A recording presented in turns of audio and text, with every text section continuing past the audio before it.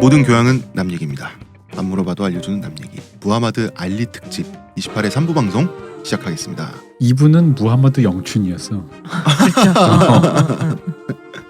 좋았어요. 자, 신기했어요. 그래서 이제 무술의 혁명이 시작이 되는 거죠. 무하마드 알리라고 하는 한 복싱 선수의 몸에서부터 시작이 되는데, 그래서 성공했냐? 성공하죠, 당연히. 우리 다 알고 있잖아요. 네. 그냥 승리가 아니라 전혀 새로운 방식으로 푸더크를 통해서, 현란한 발기술을 통해서 압도적인 승리를 하게 되는 거죠. 근데 이것도 신체 능력이 또 따라줬기 때문에 가능한 거긴 한데, 그렇게 따지면 무술의 사조들, 무술의 문파의 수장들은 다 신체 조건이 타고나게 좋은 사람들이에요.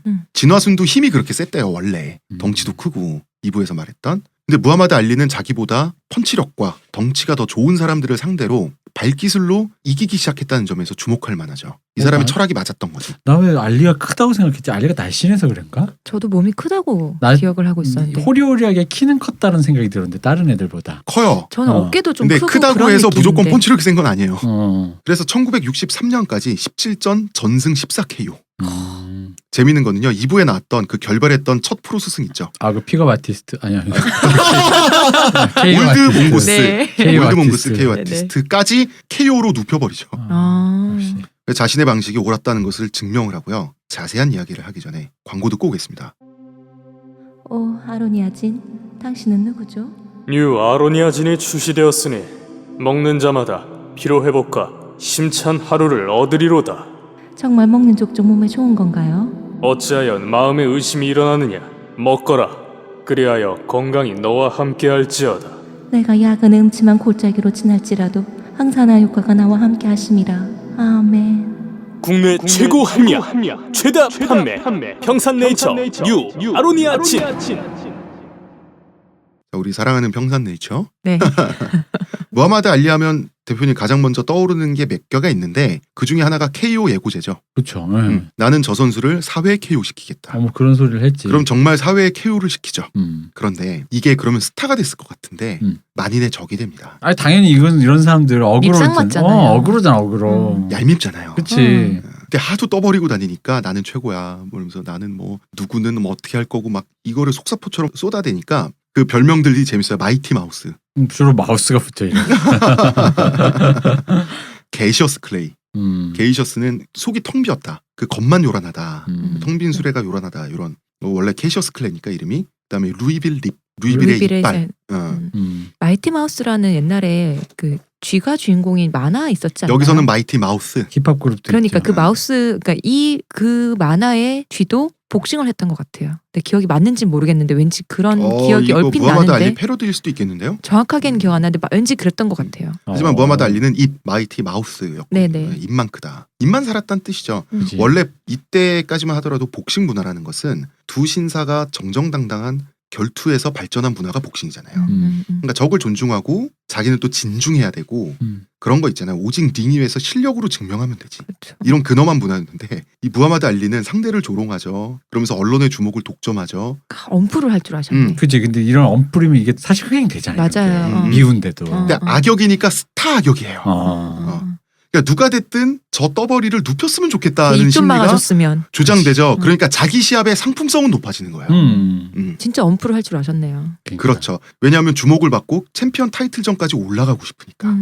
그러면서 이 시기에 드디어 블랙 무슬림이라고 하는 운동과 만나게 됩니다. 블랙 무슬림. 이게 흑인 민권 운동의 빛이 마틴 루터 킹이라면 어둠은 블랙 무슬림 그룹이죠. 그런 네. 생각이 들어요. 블랙 붓다였으면은 복싱 계속 안 하셨을 것 같아. 그럼 달심되는 거죠. 헤비급 달심되는 거죠. 마틴 루터 킹은 당연히 기독교인이죠. 목사니까. 네. 자, 블랙 무슬림은 말 그대로 무슬림, 이슬람교로 개종을 해버린다는 거예요. 자, 미국이 기독교 사회니까 이건 뭐냐면 백인 대 흑인, 그리고 기독교 대 이슬람의 흑백 구도로 분리를 시키는 거예요. 왜냐하면 기독교의 백인 문명은 흑인을 억압했는데, 보니까 이집트 이런 데는 흑인 무슬림 왕조도 있고 말이죠. 여기서 이제 블랙 무슬림의 이미지가 나와서 이게 정치화되는 거예요. 그러면서도 자기가 나서 교육받고 자랐던 유일신의 세계관, 알라나 가시나 같은 야훼잖아요. 네. 유일신 세계관에서 벗어나지 않아도 되니까 기존의 백인 기독교 사회에 저항하겠다는 뜻으로 블랙 무슬림이 되는 건데 막장이었습니다. 아무래도 왜냐면 내가 알기로 이게 얘기 듣기로는 이 이슬람이 네. 제대로 된 우리가 알고 있는 그 이슬람 뭐 시아파 순위파로 예, 예. 요즘에 현대화된 그 이슬람의 계율을 따르는 그대로 들어간 게 아니라 네. 그 알레고리만 어떻게 미국에서 이렇게 사파로 수입해서 자기 입맛에 대충 바꾼 거. 그러니까 진짜 이슬람 사제가 와서 퍼뜨린 건 아니에요. 개념만 수입돼서 그 중에 진짜 이슬람 사제 원래 뭐 예를 들어 우리로 치면 뭐 언더우드 신부 이런 네. 것처럼 그러니까 우리나라 보수의 국시가 공산주의의 반면으로서의 반공이듯이 이 블랙 무슬림이란 것도 기독교의 대척점에 서기 위해서 서기 위한 어떤 방법론적으로 그죠. 어, 그러니까 원래 오리지널리티가 누가 갖고 온 수입자가 없고 그냥 이렇게 그 개념을 우리가 이제 기계적으로 가져온 네. 좀 더 그런 거에 가깝죠. 그러다 보니까 왜 오리지널리티가 떨어지잖아요. 네. 그러면 이제 얘들이 원하는 건 종교적인 신념보다는 종교적인 신념을 통해서 인종적 갈등을 허물자라는 쪽에 있는 거니까 약간 뭘까 주객이 전도됐죠. 지향점이 또 다르고 음. 네. 그 주객이 방금 대표님 말씀하신 주객이 전도된 결과 중에 하나가 재밌는 게 있습니다. 자, 백인 막장하면 KKK단이죠. 네. 네. KKK단이 검둥이들하고는 못 살겠다고 성명을 발표해요. 네. 그런데 자, 지금 이 핵심되는 단체 이름이 이슬람 민족 전선이라 해서 네이션 오브 이슬람입니다. 네. 네. 이 단체의 수장이 엘리야 무함마드라는 사람인데요. 이 사람도 개종하고 개명한 사람이죠, 스스로. 이 사람도 막장이었어요. 그래서 KKK 단장하고 직접 만나서 협상을 해요. 엘리야 무함마드가 협상 타결 내용이 뭔지 아세요? 그래, 우리 서로 싫어하니까 따로 살자. 분리주의였어, 분리주의. 아, 간단하다. 심플하네요. 아주. 그러니까 미국을 백인지대와 흑인지대로 양분하자. 우리 서로 싫잖아. 오케이 해서 협상을 타결했는데 협상이 타결된다고 미국 그렇게 되나요? 그러니까요. 미국 정부의 반응은 그야말로 그만해 이 병신들아. 미국식으로는 엘리자죠. 스페링이 네. 뭐 엘리야라고 했습니다. 엘리야 무함마드와 엘리야 그분 우리 그러니까요. 옛날 그분 그 아니에요? 곰으로 곰. 애들을 찢어주고 암공 마음 두 마리가 그분은 엘리사. 엘리사예요. 아. 엘리야의 후계자죠. 네. 아, 그렇구나. 엘리야 무함마드와 이 단체는 뭘로 유명하냐? 엘리야 무함마드는 수장이었고요. 이 단체의 최고 슈퍼스타는 그 유명한 말콤 엑스. 덴젤 워싱턴. 네, 덴젤 워싱턴. 그러니까 권력의 정점, 이 단체를 이끄는 거는 엘리야 무함마드인데 말콤 엑스는 가장 유명한 슈퍼스타예요. 네. 당연히 이 두 사람 사이에 어떤 권력적인 갈등이 좀 있었습니다. 왜냐면 엘리야가 대장이긴 한데 사실 이거 신토수 되게 마이너 조직이었거든요. 네. 거의 허경영 수준이었단 말이야. 근데 이거를 전국구에 진짜 그 세력으로 만든 건 말콤 엑스였거든. 그러니까 당연히 대장은 난데 엄밀한 지지도가 제가 더 높은 거죠. 그럼 이제 이건 좀 애매해지죠, 그러면. 애매해지지. 그래서 원래 자기 이름 그다음 뒤에 성이 있잖아요. 네. 그 성은 그 이슬람 민족 전선 내에서는 일괄적으로 X예요. 그런데 이 중에서 특별히 인정받은 사람만 자기 풀네임을 가져요. 홍덱스. 홍대 X는 뭐야? 이동 X. 너무 짝 붙잖아 홍덱스. 말콤 숏? 그런데 왜 말콤 X에게 이름을 안 붙여주고 계속 X라고 성을 놔뒀겠어요? 권력 싸움이죠. 그죠. 좀 치졸한 거지. 게다가 이게 있었대요. 말콤 엑스는 진짜로 좀 과격하긴 하지만 신앙생활 하는 사람이니까 네. 굉장히 청렴했다 그러더라고. 근데 이 엘리야 이 사람은 막장이었대. 네, 막장이었어요. 여자들이랑도 막 그러고 아이, 뭐 그렇게 뭐. 그러셨구나. 그래서 블랙 무슬림 운동이 있고요. 블랙 무슬림 운동의 한 일파 단체가 이슬람 민족 전선. 어떤 가장 과격 단체였어요. 네. 무하마드 알리는 올림픽 출전 기간 중에 유일신 신앙이 기독교만 있는 게 아니네. 이슬람 선수들하고 싸우고 뭐 이렇게 구경을 한 거예요. 근데 뭐 신앙도 같다 그러고 이래서 외국물이 무서워. 어차피 같은 맞아. 신은 모신다 그러고. 근데 기독교 세계가 자기가 알고 있는 기독교 세계는 미국인데 자기 피부를 차별하잖아요. 그러니까 이거 이슬람교 괜찮은데 하다가 프로로 전향하면서 엘리야 무함마드가 알리가 스타성이 있으니까 나중에 잘 될지 모르니 접촉을 하게 되는 겁니다. 그렇죠. 자, 그래서 일단은 챔피언 도전기 얘기를 한번 해볼까요? 무하마드 알리의 목표는 역사상 최연소 세계 헤비급 챔피언이 되는 거였어요. 자기는 무조건 그레이티스트가 돼야 돼. 이 사람은 성격이 그래요. 그래서 플로이드 패터슨이라는 사람이 보유한 기록을 깨려면 무하마드 알리는 1963년 안에 세계 챔피언이 돼야 돼. 마음이 급하네 지금. 마음이 급해요 지금. 네. 네. 그래서 나는 세계 챔피언이 1963년도 안에 될 것이야. 될 것이야. 내 것이야 그것은. 그것은 내 것이야. 공공연히 떠들어댔지만 이 사람 별명이 마이티 마우스잖아요. 네. 그러니까 미국 언론에선 저 미쳤다 젊은 놈이. 그치. 이건 원래 자기 안에 자기 마음속에 갖고 있다 안 되면 조금 그런 거잖아. 사실 네. 어떤 기록적인 건데 근데 또 이거를 또 대놓고 얘기하고 다닌다는 건 너 그거 알아? 그러니까 왜 웃겼다라고 사람들이 생각했냐 하면 당시에 세계 챔피언이 그 무시무시한 아이언 피스트, 철권 소니 리스턴이었습니다. 날아다니나요 이분은? 네, 당시 리스턴의 철권. 철권이니까. 당시 리스턴의 이미지가 저 인간은 인류 최강이다. 이런 이미지를 갖고 있었어요. 그러니까 별명이 또 곰이었고요. 늙은 곰. 늙은 거 좋아해 이렇게 사람들이. 올드 몽구스도 그렇고. 올드란 말이 꼭 늙었다는 아니니까.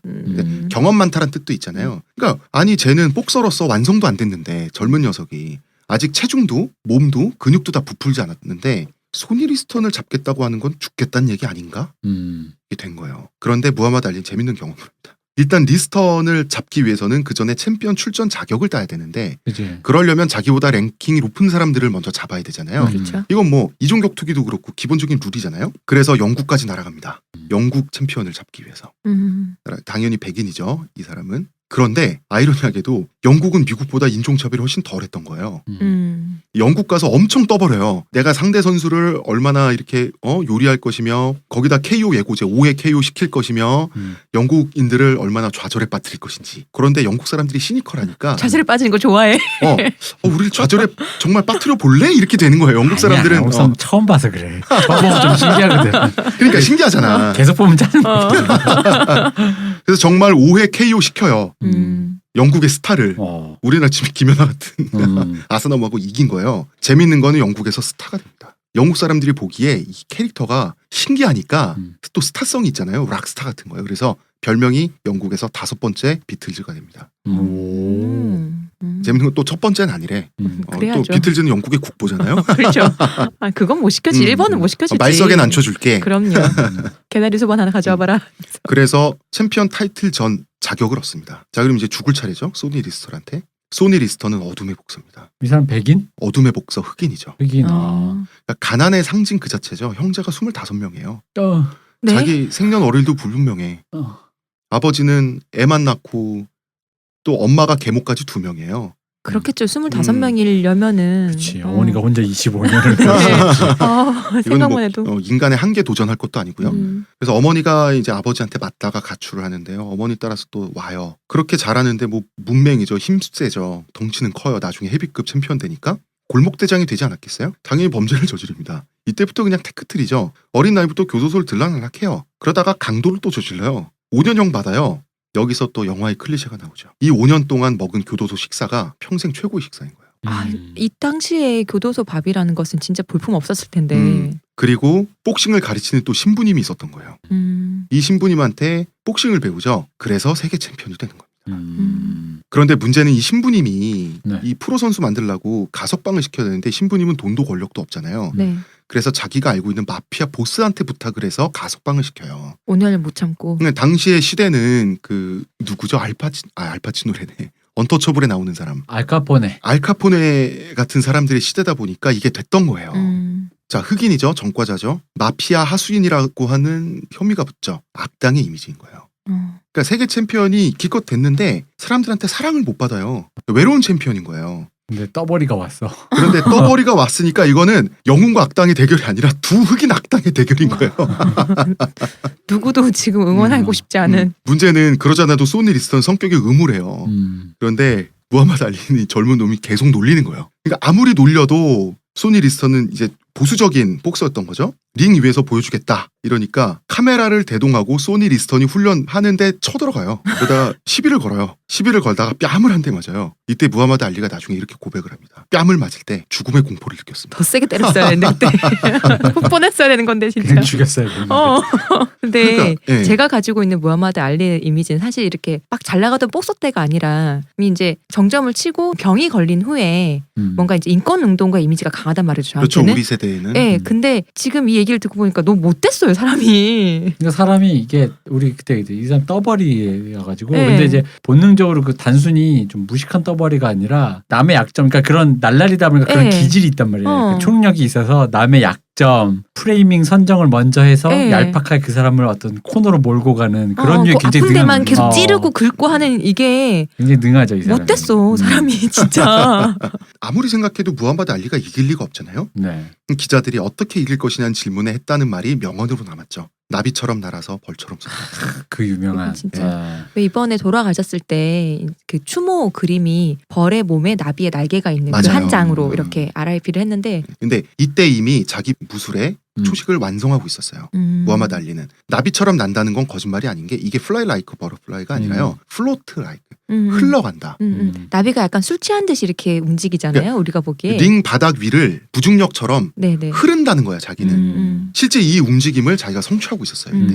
그리고 소니 리스턴과 붙기 직전에 무하마드 알리의 육체가 완벽한 육체미를 자랑하게 됩니다.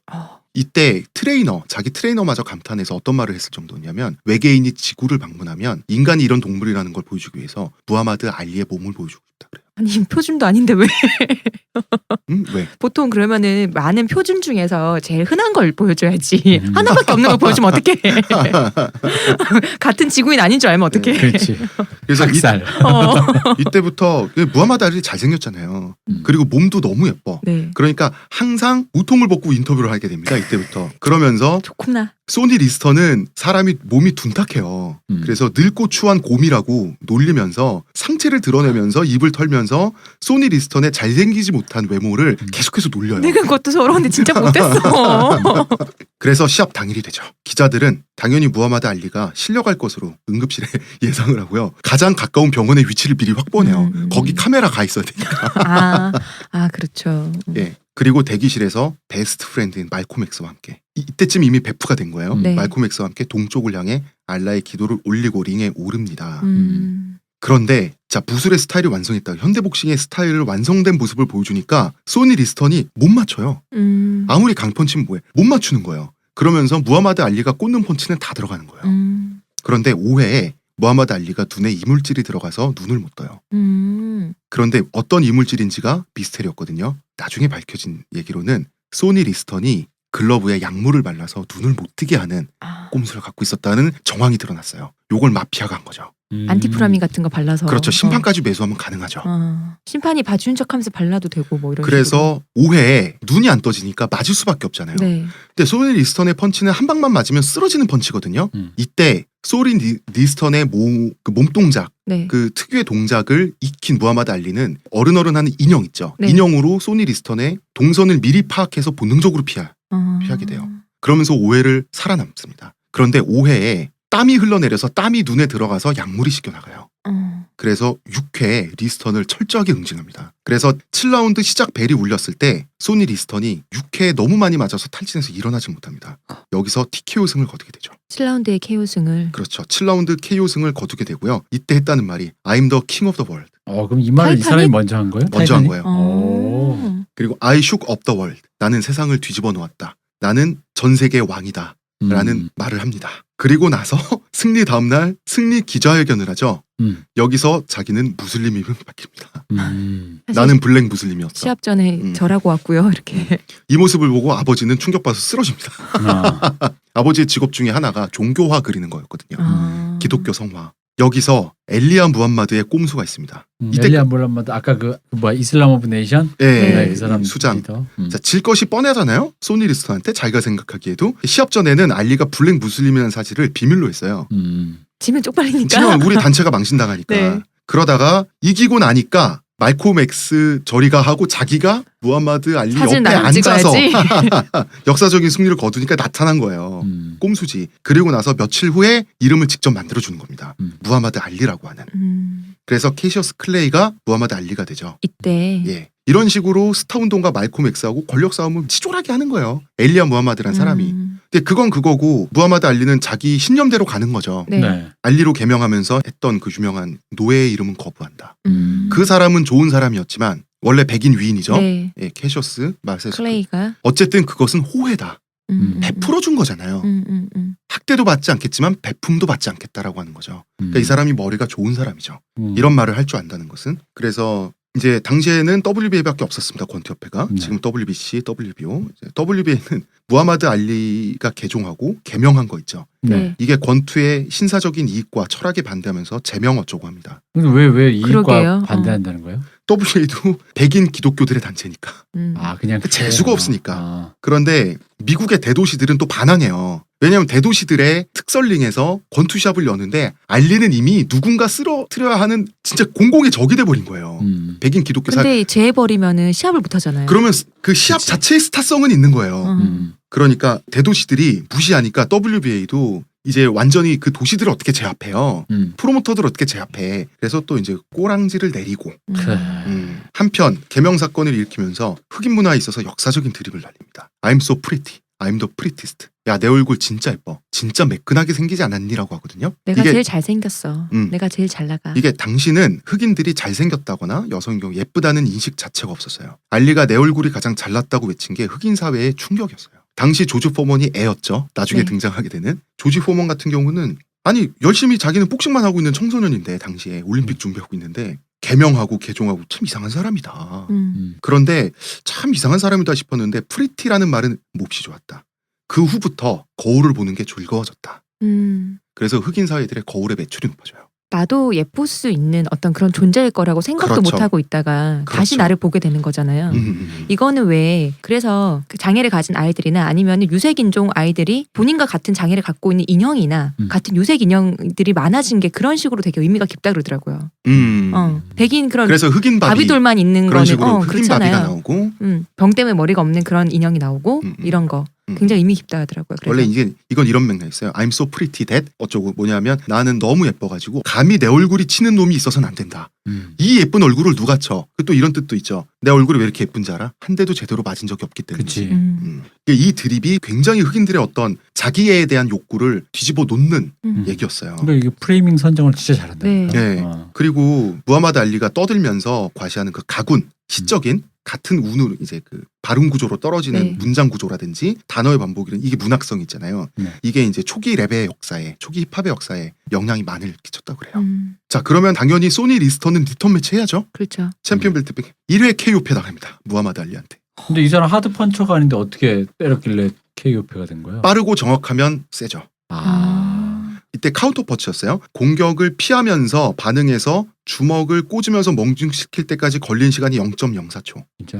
이거 진짜 눈 깜빡할 시간 사이에. 복싱 역사상 가장 빠른 펀치의 하나로 기록돼 있습니다. 그리고 카운터는 자기 체중에 자기가 맞는 거잖아요. 들어가면서 맞는 거지. 네네. 그래서 0.04초의 펀치로 1회 KO승을 거둡니다.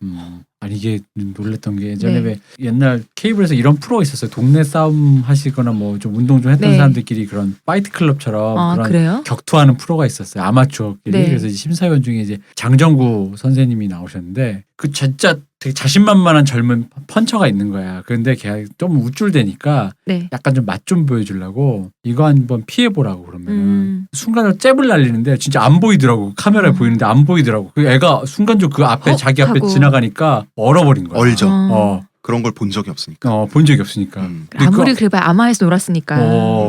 무섭더라고. 그래서 이 펀치의 별명이 그 유명한 팬텀 펀치, 보이지도 유령 않는. 펀치. 그리고 이제 0.04초 만에 당시의 복싱 역사상 가장 빠른 펀치로 소니 리스턴, 네. 당시 최강자를 두 번이나 이제 거꾸로 틀린 거잖아요. 네. 이때 무하마드 알리가 드립을 하기 시작합니다. TV에 나와서 어젯밤 나는 잠을 자기 위해 벽에 있는 스위치를 끈 뒤 방이 어두워지기 전에 침대 안으로 다시 들어갔다.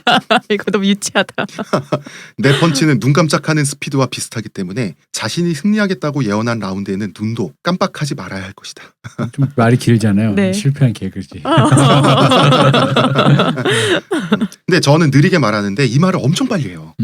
무하마드 알리는 그 말도 네. 빨리 해가지고 말을 빨리 하면서도 그 발음이나 이런 게 단어가 안 먹혀요. 언어 능력이 굉장히 뛰어난 사람이죠. 그리고 소니 리스터는 말솜씨에 조롱당해 실력으로 져요. 알리에게 진 충격으로 1년 동안 은퇴까지 해요. 반면에 무하마드 알리는 충격적인 두 번의 승리, 팬텀 펀치, 말솜씨, 블랙 무슬림을 개종했죠, 이름 바꿨죠. 전 세계 뉴스의 핵심이 되는 거예요. 그래서 소니 리스턴이 절치부심해서 다시 링에 돌아왔을 때는 더 이상 스타가 아니에요. 아무도 관심을 주지 않는군요. 이런 식으로 사람을 치워버리는 거예요. 무하마드 알리가. 비켜 이제. 자, 그러면 두 악당의 대결에서 무하마드 알리가 이겼으니 이제 저 재수없는 젊은 떠버리를, 저 악당을 게다가 이슬람교래, 게다가 이름도 무하마드 알리가 됐어. 이제는 착한 백인 편의 흑인이 이길 차례가 된 거예요. 명예백인이 등장. 명예백인이 등장. 네. 말 잘 듣는 고분고분한 흑인의 대명사인 플로이드 패터슨이 등장하게 됩니다. 이 사람이 흑인인데 뭐라고 했는지 아세요? 다시 세계 헤비급 타이틀을 미국과 기독교 사회로 가져오겠다. 이런 인터뷰를. 맞네요, 명예백인. 그러니까 명예백인이 맞아. 네. 그래서 무하마드 알리는 너의 별명이 이제부터 엉클 톰이다. 이게 그 엉클톰 그 엉클톰. 그 엉클톰인 네, 거죠. 네. 엉클 톰스 캐빈에 나오는 네. 그 백인 도련님한테 잘해주는 백인 네네. 노예 아저씨. 흑인 노예. 흑인 노예 아저씨. 그래서 알리는 수많은 인터뷰를 거치면서 자기는 흑인의 인권을 위해 싸우는 투사로 이 엉클 톰은 백인의 말 잘 듣는 엉클 톰이자 흑인들의 변절자로 프레임을 만들어버린 거예요. 그치. 만들어야지 이렇게. 그러니까 걸렸다지 걸렸다. 자기는 세상에 저항할 줄 아는 사자예요. 사자의 심장을 가진 복서인데 쟤는 몸만 좋지 토끼의 심장을 가진 놈이야. 그래서 훈련하고 있는데 또 카메라 대동하고 쳐들어가요. 손에 당근 들고. 그래서 막 당근 던지면서 먹어 막 이런단 말이에요. 그러니까 그때 한 방에 뺨으로 보냈었어야 된다니까. 그때. 근데 패터슨은 자기는 말 잘 듣는 신사 기믹이잖아요. 못 네. 때리잖아. 자기는 링에서 보여주겠다 막 이랬단 말이에요. 저번 에피소드에 등장한 그분 있잖아. 넬 그윈. 넬그윈. 그래 딱 넬그윈류의 어떤 개싸움류 그거거든 이게 살짝. 그렇죠. 물론 넬그윈만큼의 재치도 있고, 근데 이제 넬그윈보다 좀 더 세련된 프레이밍을 하긴 하는데 넬그윈류의 요런 그런 개싸움류지 사실. 그렇죠. 근데 무하마드 알리가 이런 프레임을 걸면 그러니까 말솜씨가 안 되면 침묵하면 되는데 걸려들어요. 아, 걸리죠. 이게 어그로가 장난 근데 아니고. 또 그래서 뭐라고 아무 말도 하지 않으면 난 진짜 그런 사람이 그냥 되니까 그럴까봐. 돌아가잖아. 아니 아무 말도 하지 말아야 그런 사람이 안 되는 건데 그런 사람 될까봐 잘못 말하는데 뭐라고 이슬람 신자는 헤비급 챔피언이 될 자격이 없다. 드디어 말실수를 내뱉고 마는 거죠. 그치. 그래서 개미지옥에 개미지옥. 그래서 플레이보이즈 당시 인터뷰할 때 무하마드 알리가 그는 지금 백인을 위한 챔피언이 되기 위해 링을 오르려 한다. 그래서 되게 재밌는 거는 미국인들이 헐리우드식 정의구현 에피소드 이야기 패턴에 익숙하잖아요. 네. 그래서 그 실력적인 근거도 없이 미국인들은 패터슨이 이길 거라고 생각한 거예요. 당연하죠. 권성징악의 이제 수순으로 2차 대전도 정의가 이겼잖아. 네. 그런 거니까. 그래서 무하마드 알리는 백인 관중 그리고 백인 시청자들이 느낄 좌절감을 극대화하기 위해서 더더욱 패터슨을 놀립니다. 얼마나 악역이 되는 즐거움이 있었을까. 충격과 공포를 선사해 주마. 자기가 이길 신공격이다 이 새끼들아. 이때 했던 말이 자연의 섭리란 게 그렇다. 풀은 자란다. 새는 난다. 파도는 모래 부서진다. 나는 사람을 벤다. 나는 링에서 딱히 사람을 죽이진 않는다. 상대가 깝치지만 않으면. 깝치는 건 자기가 맨날 하면서. 그래서 당신이 깝치지 않냐 이런 그 네. 기자의 질문. 나처럼 위대하면 겸손해지기가 참 힘들다. 그래서 이걸 당시 십자군 전쟁이라 그랬어요. 그렇지. 그렇네요. 자, 그래서 1965년 11월 라스베가스 특설링에서 종교 전쟁이 벌어지는데요. 아주 잔인한 시합이 됩니다. 알리는요 1회부터 KO 직전에 몰아넣은 다음에 네. KO 직전이 되면 안 눕히는 거예요. 시합 끝날 때까지 패려고. 이거 좀 그 왜 고양이가 쥐 가지고 노는 느낌인데요. 맞아요. 아 근데 그 정도로 실력 차이가 났단 말이에요? 예. 이때 이미 알리는 자기 분파의 무술을 완성한 거예요. 그러니까 기존의 낡은 권투를 안 되는 거예요. 그러니까 패터슨의 그 나중에 회상이 이런 거예요. 제발 결정적인 한 방을 맞고 명예롭게 치고 싶었다. 하지만 알리는 기회를 잡을 때마다 갑자기 공격을 멈추곤 했다. 그러잖아. 죽여라 이놈아. 근데 안 죽여. 알리의 펀치가 드디어 내 머리 여기저기를 강타하기 시작했다. 그런데 이상하게도 나는 정신이 몽롱해지면서 행복감을 느꼈다. 그치. 이제야 끝날 때가 됐구나 하는 생각에서였다. 링 위에 서 있는 고통이 드디어 끝나는구나 하는 생각에서였다. 그때 심판이 경기를 중단시켰다. 당시 화면을 보면 알겠지만 나는 주심에게 안 된다고 강력히 항의했다. 더 패게 하라고. 내가 원한 패배는 그게 아니었다. 나는 정말 좋은 펀치 한 방을 맞고 그렇게 무너지고 싶었던 것이다.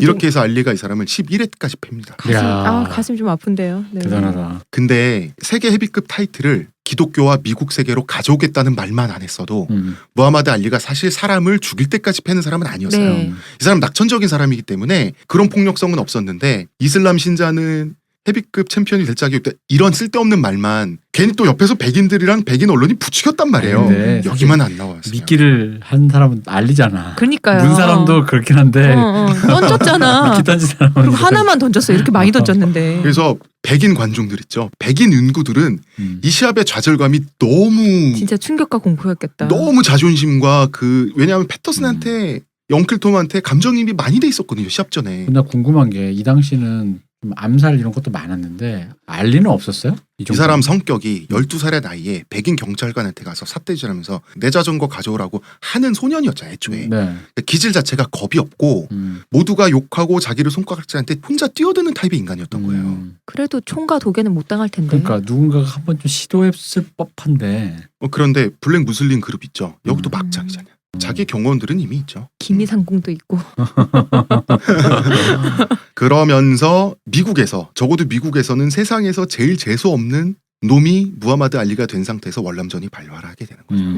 알리는 당연히 이제 미국은 징병제 국가니까요. 네. 전시 징병제 국가죠. 그죠. 네. 평시 모병제 국가고 군 적합성 판정을 받는데 군 적합성 판정에 너무 적합하지.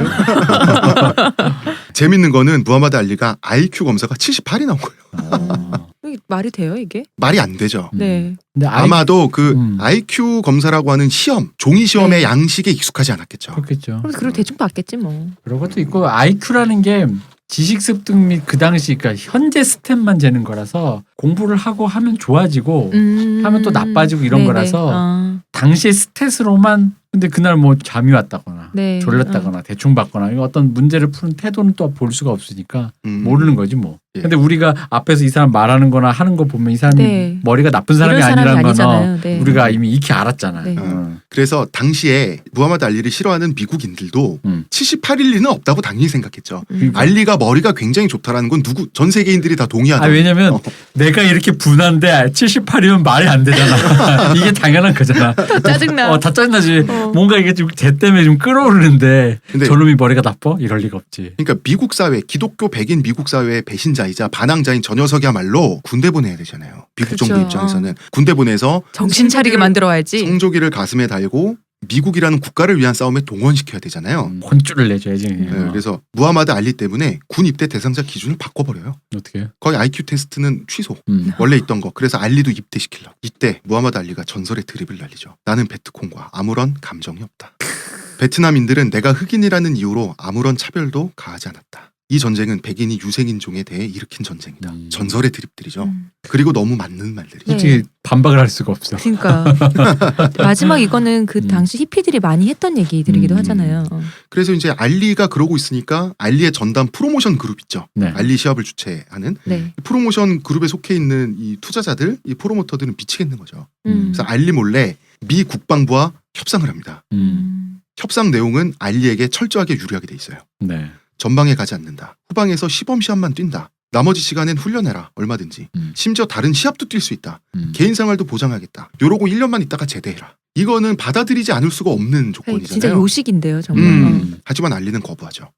이거 왜냐하면 이건 자기 신념과 사상에 대한 거니까. 양심적 병역 거부의 네. 어떤 여기서 보면 이 얄미운 인간이 사상가로서의 면모가 없지 않다는 게 이때부터 확인되기 시작하는 거죠. 그래서 우리 또 청취자분들을 위해서 네. 조금은 그거 한번 설명해 주세요. 이 양심적 병역 거부를 할 때 의외로 이 여기서 쓰는 컨셔스너스인가 이 양심이라는 뜻을 우리가 도덕, 수호지심 같은 데 쓰는 양심이 네네. 털났다의 그 양심 같은 의미로 착각을 하시는 거나 혼동하시는 분이 많아서 네네. 그거에 대해서 한 번만 설명해 주시죠. 예, 자신의 철학과 정치적 철학이 됐든 정치적 신념이 됐든 자기 기준에 의한 병역 거부를 양심적 병역 거부라고 합니다. 좀 더 보충하자면 내 마음의 소리. 예를 들어 저는 한국인이니까 한국 군대에 가서 한국을 위해 총을 들 수 있겠죠. 네. 근데 만약에 저랑 미국 사람이랑 전쟁을 하면 미국에는 미국을 위해 총을 들겠죠. 근데 네. 걔랑 나랑 총뿌리를 겨눌 때 걔가 나를 쏜다고 양심이 털난 건 아니죠. 그렇죠. 그런 의미의 양심입니다. 네. 그렇습니다. 그래서 1976년 징병 검사장에서 벌어진 일이 이것도 전설을 또 만들죠. 군 적합성 판정이 나오죠. 징병관은 무하마드 알리라고 불러주면 될 것을 네. 캐시어스 클레이 육군으로 징집됐다고 네. 이렇게 쾅쾅 나옵니다. 그러니까 앙드레김 이렇게 불러줘야 돼. 농담이 아니라 네. 무하마드 알리는 대답을 거부하죠. 네. 징병관은 계속해서 캐시어스 클레이 대답하라라고 호명하지만 무하마드 알리는 자신의 이름이 아니라는 이유로 대답을 거부하고 솔직히 말해요. 이거 알리가 자기가 싸움을 잘하니까 이게 이런 깡이 있는 거야. 맞아. 난 솔직히 거기서 네 이랬을 거야. 근데 사실 그런 본능적 차원의 어떤 그 세포 단위의 본능 있죠. 뭐 그런 것도 있을 수는 있겠죠. 아 왜냐면 걔가 나 어떻게 할 거야 나를 진짜. 내가 지금 세상에서 거의 가장 강한 남자인데. 내가 헤비급 세계 챔피언이면 나래도 이럴 것 같아. 그렇지 않아요? 난 양심적 병역 거부가 아니더라도 이 정도 깡은 군대, 보여주는. 그냥 군대 가서 내가 세계 헤비급 챔피언이면 기본적인 담대함과 그러니까. 그 성격적인 거는 일반인들과는 다르겠죠. 그러니까. 아무튼 대답을 거부하면서 돌아올 수 없는 강을 건너죠. 자, 챔피언 타이틀 박탈됩니다. 복서 라이센스 말소됩니다. 1만 달러 벌금형 받지만 이게 중요한 게 아니죠. 5년형 유죄 판결이 중요한 거죠. 네. 당연히 항소를 하죠. 그래서 항소가 된 상태에서 국가와 싸우기 시작하는 거죠. 이때 화려한 말발로 강연장에서 이 반전주의, 반전운동하는 히피 젊은이들한테 네. 어마어마한 대인기를 끌게 됩니다. 말을 잘하니까. 이 연설 중에 아주 감동적인 연설의 한 대목을 제가 읽어보겠습니다. 나도 미국이다. 당신들이 미처 인식하지 못하는 현실이다. 그러나 내게 익숙해져라. 이게 똘레랑스잖아요. 흑인이고 자신감 넘치고 건방지다. 내 이름은 당신들 것이 아니다. 내 종교는 당신들 것이 아니다. 내 꿈은 내 것이다. 내게 익숙해져라. 내게 익숙해져라. 나를 견뎌라. 그러니까 좋은 것만 취사 선택하는 게 국가가 아니잖아요. 너희에게 나를 자꾸 맞추려고 하지 마라. 이 국가 내의 불편한 존재, 무하마드 알리 같은 그런 불편함이 있을 수 있음을 인정하고 견디는 것. 그래서 익숙해지는 게 똘레랑스잖아요. 그러니까 이 사람이 무슨 뭐 책에서 사상 이런 거 배우면 본능적으로 똘레랑스의 개념이 무엇인지, 근대라는 것이 무엇인지 본능적으로 알고 있는 사람인 거예요. 아무래도 철저하게 소수자 입장에서 한다 보면 그런 류의 각성은 당연히 되겠죠. 그리고 머리가 좋은 사람인 거죠. 이런 사람이 78이 나왔으니. 근데 말 진짜 잘한다. 그죠. 나는 헤일이다. 조개를 줍지 마라. 나에게 익숙해져라. 그지. 나는 헤일이다. 조개는 신경 쓰지 마라. 그러면 이제 자 알리는 무면허 복사가 됐습니다. 이때 재밌는 게 픽션 페이크 다큐가 등장해요. 네. 당시에 컴퓨터가 있었나 봐요. 컴퓨터 시뮬레이션 돌려서 과거의 왕년의 전설적인 복서인 로키 마르시아노와 네. 알리가 붙으면 누가 이길지 시뮬레이션에서 이제 그 다큐를 만든 거예요. 왜냐하면 알리가 세계 최강자인데 링이 없으니 사람들이 심심하잖아요. 그런데 자 이 백인들 대상으로 아무래도 만든 페이크 다큐잖아요. 그래서 마르시아노가 13회 KO로 이긴다는 시나리오로 결론이 나는데 알리가 빠기치죠. 다큐멘터리니까. 네, 그래서 고소를 네. 100만 불짜리 고소를 넣어요. 일부러 제작진을 괴롭히려고. 괴롭혀서 합의를 하죠. 좋은 조건으로. 그래서 이제 로열티를 뜯어내고요. 고소가 100만 불짜리인데 뭐 만불 받았겠어요? 그런데 알리는 프로복서잖아요. 네. 프로복서니까 돈 주면 링에 설 수 있죠. 그래서 지금 박탈돼서 그 링에 못 설 뿐이지. 그래서 돈 주면 링에 설 수 있지라고 하는 포지션인 게 엘리야 무함마드 아까 말했던 이슬람 민족 전선의 네. 네. 캡틴은 마음에 안 드는 거예요.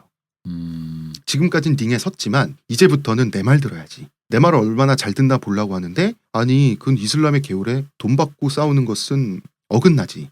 왜냐면 네가 복서 라이선스가 있었을 때는 백인 세계와의 성전 지하드였지만 지금은 사정이 다르지 않아? 무하마드 알리는 이상하잖아. 자긴 프로복서인데 직업은 직업이잖아요. 그죠. 왜 이상한 소리를 하세요? 라고 하니까 엘리야 무함마드가 무하마드 알리를 자기 애완견처럼 자기가 이용하고 싶은데 말을 안 들으니까 제명을 시켜버려요. 무엄하다 이러면서. 무함마드. 무엄하다 이러면서. 제명돼봐야 이슬람 민족 전선 그 막장에서만 나온 거지. 블랙파워 운동은 계속 있잖아요. 네. 그러니까 블랙파워 운동에 투신하게 됨으로써 오히려 알리가 사상가가 되는데 엘리야 무함마드의 치졸함이 도움이 됩니다. 어차피 이 단체는 막장이었거든요. 그리고 1968년 멕시코 올림픽이 중요한 사건입니다. 여기에 인간의 권리를 위한 올림픽 프로젝트, 그래서 올림픽 프로젝트 for 휴먼 라이츠, 준말로 OPHR이라고 하는 흑인 단체가 생겨요. 이게 그 미국의 흑인 운동선수들이 블랙파워 무브먼트의 영향하에서 만들어낸 건데요. 무하마드 알리의 영향을 이 단체가 많이 받았습니다. 어떤 걸 하냐면 미국의 흑인 운동선수들이 멕시코 올림픽에 나가서 메달을 따잖아요. 시상대에 검은 장갑과 신발을 벗고 검은 양말을 신고 시상대에 오르는 거예요. 이게 나는 OPHR 회원이다라고 하는 것을 어필하는 거죠. 이거 예전에 이제 어떤 종목인지 모르겠는데 아마 금메달은 흑인 선수가 따고 은메달은 미국인 또 백인 선수가 땄어요. 근데 그 백인 선수도 여기에 동참한 선수였던 거예요. 아, 그거는 호주 선수예요. 호주였나요? 그래서 미국 백인들은 아직 그러지 않았습니다. 둘 다 그래서 검은 장갑 끼고 이렇게 팔을 번쩍 드는 이런 그 포지션을 취해서 둘 다 박탈당했던. 네, 메달을 땄다고 해서 우리는 행복하지 않다. 흑인이기 때문에란 뜻이에요. 네. 당시 미국 정부가 우리가 생각하는 지금의 선진국 미국이 아니에요. 당시 미국은 선진국이 아니라 강대국이었죠. 네. 그래서 미국이라는 나라의 정부가 얼마나 당시 치졸했냐면 이 선수들의 메달을 박탈해버려요. 이런 식으로 탄압을 받고 그러다 보니까 백인 학생들의 운동권까지 운동에 가사하는 거예요. 이러면서 이 하버드대, 예일대 운동권들 이런 사람들의 영웅이자 코어가 말콤 X와 무하마드 알리가 되는 거예요. 상징이 되는 거죠. 이때 조지 포먼이 큰 실수를 합니다. 앞으로 등장할 조지 포먼이라는 당시 청소년이 1968년 멕시코 올림픽에 나가서요. 네. 아무 생각 없이 자기는 운동만 열심히 했으니까 아무것도 모른 채로 그저 자신은 미국인이라는 뜻으로 성조기를 들고 링 위에 오르는 실수를 범한 후 훗날 알리에게 입으로 탈탈 털리게 됩니다. 이게 또 걔는 또 모르고 한 거잖아. 모르고 한 건데. 자, 참고로 조지 포먼은 당연하다든지 복싱, 헤비급, 아마추어 올림픽 금메달을 땄고요. 잠시 후 등장합니다. 아까 그 프리티는 좋았다라고 했던 그 선수죠. 예. 그러니까 이게 진영 논리의 슬픔이 바로 이런 거야. 이게 잘 나가다가도 또 이 진영 논리에 한번 거스르면은 또 이렇게 된다고. 진영 논리니까 또 생각나는 게 하나 있습니다. 뭔데요? 우리 그 갓세븐이라고 갓세븐. JYP에서 네. 보이그룹이 있어요. 네. 네가 하면이라는 노래가 있는데 이게 바로 진영 논리의 최고의 노래예요. 뭔데요? 가사가 네, 이렇게 가사가. 네가 하면 다 맞는 말이 돼. 네가 하면 다 맞는 말이야. 진영 논리의 최고봉. 그렇네요. 그만큼 그 상대 여성에게 반했다. 아, 그렇지. 자, 그건 그렇고 알리는 복싱을 못 하고 있죠. 하긴 했습니다. 뭐 미국은 또 이상하잖아. 이 주별로 나라가 돼 있으니까 조지아주에서는 체육위원회가 없다는 그 빈틈을 발견해서 조지아주에서 복싱 시합을 또 연 거예요. 야매긴 하지만 합법도 아니고 불법도 아니고 위원회가 없으니까. 초법이죠, 초법. 네. 하지만 정식 링에 복귀는 못한 거죠. 한편 무하마드 알리 없는 세계 복싱계에선 이 헤비급 체급에서는 조 프레이저란 인물이 무하마드 알리가 없는 천하를 통일했습니다. 자, 이 선수 잠깐 소개를 하지 않을 수가 없죠. 그렇죠. 1964년 도쿄올림픽 금메달리스트. 어릴 때 왼팔을 다쳐요. 가난 때문에 치료를 못했어요.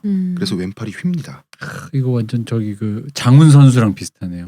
장훈 선수도 한쪽 손이 이게 불에 뒤어가지고 이게 안 펴진다고 했는데 네. 그게 어렸을 때 조센진이어서 받아주지 않아가지고 애기 때 다 애기인데. 불에 뒤었는데 뭐 그랬다라고 그랬거든요.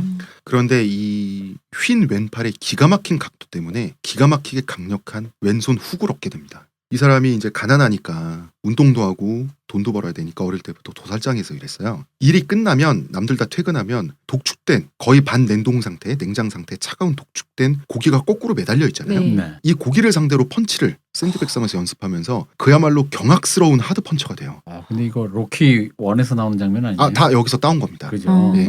그리고 64년 도쿄올림픽에서 금메달을 따고 금이 환양을 꿈꿨지만 금메달 따는 과정에서 손가락이 부상을 입은 거예요. 그래 나도 이 얘기 들었어. 손가락이 부러진 상태에서도 그냥 금메달 계속. 따왔다고. 네, 근성가이죠. 네. 귀국했더니 금메달 따고 왔으면 프로 돼야죠. 네. 네. 그런데 손가락 부상을 당했으니까 아무도 프로로 키워지지 않고 그냥 버려진 거예요. 뭐야? 이 케어해주면 되는 거 아니야? 흑인이잖아요. 아. 당시에 좀 이런 게 있었던 거예요. 그래서 조 프레이저는 다시 올림픽 금메달 땄는데 도살장으로 복귀를 해요.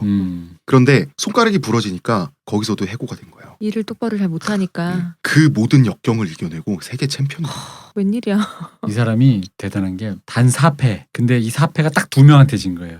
좀 이따 등장한 아까 아. 그 청년. 알리한테 2번 지고요. 알리안트 조비주 포먼한테 2번 지고. 이 사람도 나오는 거 보면 이제 어쨌든 이 시대를 주름 잡은 사람인데 네. 그러니까 지들끼리 주고받은 거 말고는 자기들끼리 진 적이 없는 없네. 거야. 그런데 이렇게 세계 챔피언이 됐는데도 조주아지에서 열리는 알리의 야매 경기에 네. 더 많은 카메라가 가죠. 아무래도 네, 그렇겠죠. 그러니까 알리만한 말빨과 정치적 상징성도 없어. 이 사람 운동만 정말 열심히 한 사람이에요. 그러니까 알리가 없는 세상에서 너는 운 좋게 호랑이 없는 세상에 여우가 왕인 그 여우잖아요. 그치. 그러니까 이 세상의 인식에 대항할 방법이 없으니까 빨리 알리를 이기고 싶어서 알리를 위한 탄원서까지 써서 정부에 싸우고 싶어요. 그러다가 알리가 여기저기 꼼수를 발견해서 계속 복싱 시합을 여니까 이제는 복싱협회도 굴복할 수밖에 없는 거죠. 그래서 1971년 드디어 링에 복귀하게 됩니다. 아하. 자 그래서 드디어 둘이 싸우는 거예요? 싸웁니다. 어떻게 됐어요? 알리는 바로 입을 털기 시작하죠. 프레이저는 백인들의 엉클 톰이다. 또? 그놈의 엉클도 왜 이렇게 많아? 짐하고 다 오는 내 말이. 이 프레이밍이 이거죠. 악당과 영웅의 싸움이 아니라 저항하는 용감한 사람과 비겁한 변절자 혹은 나약한 탄압을 그냥 받아들이는 수용자의 싸움으로 이제 프레이밍을 점점 이 사람이 바꿔나가는 거예요. 근데 프레이저는 별 생각 없는 그냥 열심히 운동만 한 사람인데 그냥 운동이 하고 싶은 사람인 네. 것뿐인데. 그래서 프레이저의 아들은 변절자의 아들이 됐어요. 흑인들이 다니는 학교에서. 그래서 정신과 치료 받았어요. 왕따 돼가지고. 그리고 알리가 이런 말합니다. 프레이저는 너무 못생겨서 그가 울 때면 눈물이 못생긴 얼굴에 닿기가 싫어서 이마 뒤로 넘어가서 뒤통수에서 흐른다. 어떻게 이런 말을 하지? 왜 이런 말 했는지 아세요? 실제로 프레이저가 못생겼어요. 그래도 그렇지 진짜 못됐다 진짜. 이렇게 입을 털었는데 알리는 첫 패배를 당합니다.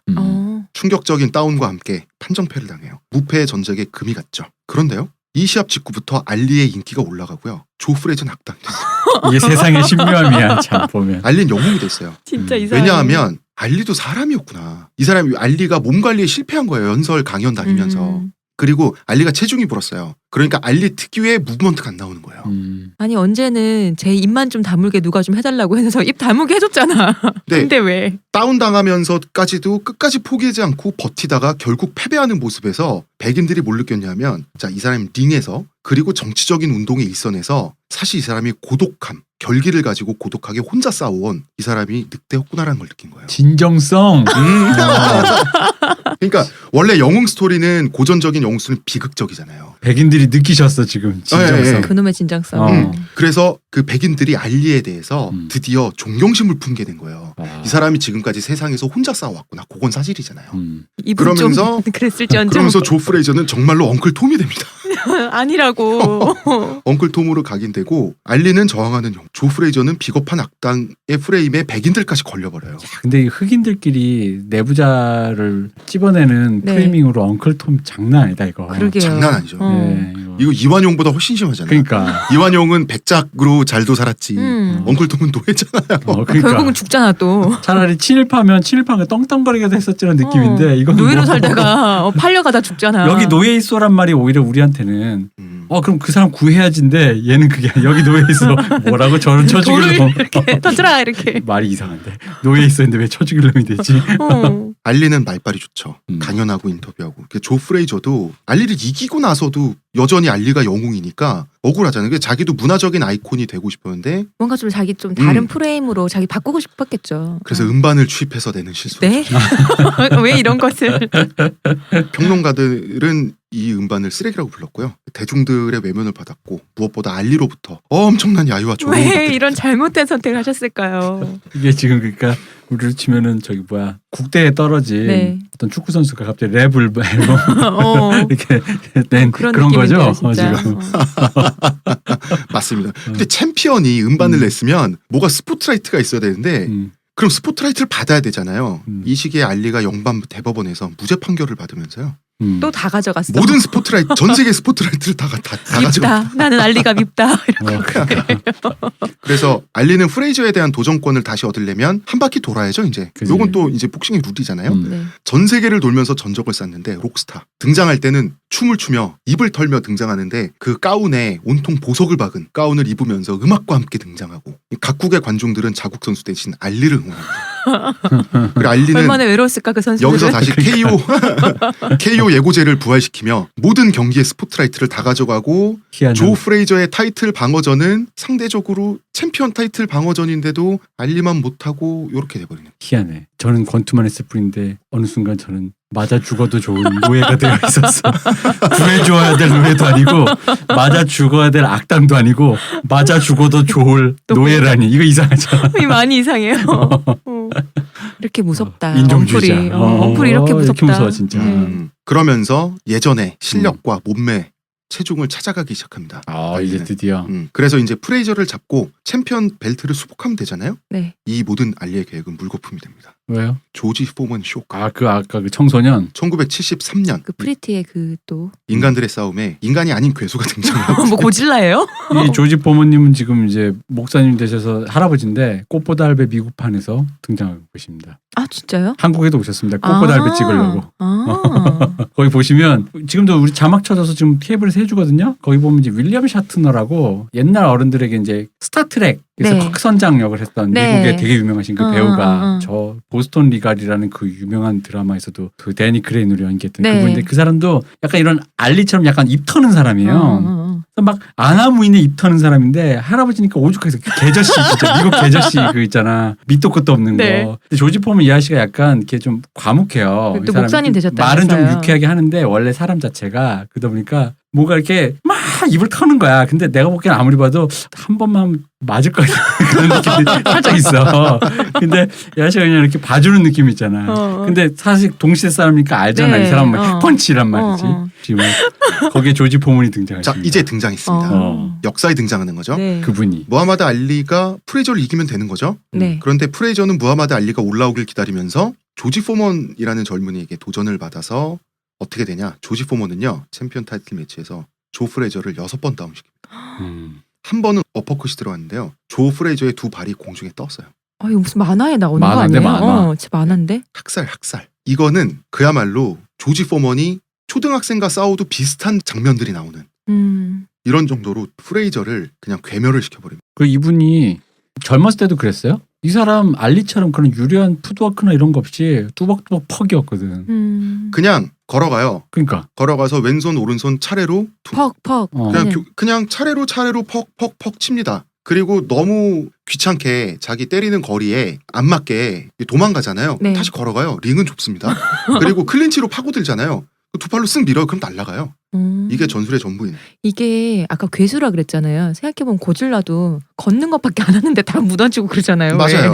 딱 그 느낌인데요. 젊은 때도 이랬습니다. 이 사람 나중에 다시 한번 복귀하잖아요. 거의 40 넘어서. 네. 그래도 똑같은 플레이 스타일로 다시 챔피언 되죠. 내가 어마어마하다. 내가 얼마 옛날 사람이냐면 이 복귀전을 또 봤어. 대표님 이상해. 근데 내가 복귀전인지는 정확히 안 나는데 거기서 경기에서 내가 인상 깊었던 게 이 사람이 뚜벅뚜벅 퍽퍽 하는 거. 근데 몸이 되게 20년 전 넘은 얘기니까 되게 아저씨 몸이에요. 그러니까 막 이렇게 알리처럼 이렇게 막 다부진 어떤 네, 매끈한 몸이 아니야. 네. 근데 뚜벅뚜벅 퍽 하는데 중간에 상대방한테 맞았나 봐. 그래서 네. 약간 펀치 데미지가 있는데 공이 쳐가지고 자기 자리로 돌아가는데 참았나 봐. 자기 자리로 돌아가는 순간 자기도 모르게 오버히트를 하는 거야. 서서. 그러니까 맞은 데미지가 있는데 아 역시 나이가 들어서 안 되나? 저 사람 되게 나이 들어 보인다 이랬어. 근데 좀 있다가 들어가더니 아까 내가 얘기했던 뚜벅뚜벅 퍽 치던 게 쓰러졌어. 되게 이상한 사람이야. 그러게요. 아니 자. 동네 싸움도 그렇게 안 할 것 같은데. 이게 신기한 사람이에요. 자, 그래서 알리가 프레이저를 잡으면 되는 그림이 네. 갑자기 조지 포먼이 세계 챔피언 된 거예요. 뭔가 갑자기 등장한 김새잖아 이게. 김새인 게 아니라 지금 3파전이 지금까지의 2파전이 세계 헤비급 타이틀이 3파전이 된 거예요. 전 세계 사람들이 보기에. 근데 처음 볼 땐 좀 김새겠다. 그러게요. 임요한과 홍진호가 붙길 기다렸는데 갑자기 예선에서 이미 떨어지고. 김이 세나 마나 조지 포먼의 강력함이 너무나 충격적이어가지고. 아, 하긴 그렇지. 그러니까 사람들 자체가 다 경악해. 이게 조지 포먼 쇼크. 그러면 알리와 프레이저는 서로가 조지 포먼에게 도전할 자격을 얻기 위해서 서로 싸우게 된 거예요. 이제는. 이제 저기 둘이 붙나요? 둘이 그래서 붙습니다. 논타이틀전이죠. 이제 1974년에 붙는데 일정 조율을 위해서 시합 열흘 전에 오찬 회동을 하다가 하도 알리가 못생겼다고 조 프레이저를 놀리니까 놀리는 타이밍도 기가 막혀. 식사 중에 놀린 거예요. 미국은 식사 중에 칼과 나이프를 잡고 있잖아요. 네. 네. 그래서 조 프레이저가 나이프를 잡은 상태로 마치 칼로 찌르려는 강도처럼 벌떡 일어난 채로 사진에 찍힌 거예요. 해필 또. 그리고 무하마드 알리는 그 와중에도 유머 감각을 발휘해서 뜬금없이 케찹병을 들고 일어난 거예요. 그리고 케찹병을 깨고 야 이런 거예요. 그러면 알리는 여전히 유쾌한 사람으로 남죠. 프레이저는 복서식이나 돼서 칼 들고 어떡해. 알리가 밉다. 나는 밉다. 헤어날 수가 없다. 개미족 같다. 그래서 조 프레이저는 알리에 대한 스트레스로 정신과 치료까지 받고요. 시합에서 알리한테 맞고 집니다. 진짜. 밉다. 그러면서 아니 이 사람 아들도 정신과 치료 받았다면서요. 그러니까. 그래서 미국의 여론은 정의가 드디어 승리했다는 사필규정의 스토리가 아니야 완성되고요. 나는 알리가 밉다. 그리고 드디어 알리와 조지 포먼이 붙습니다.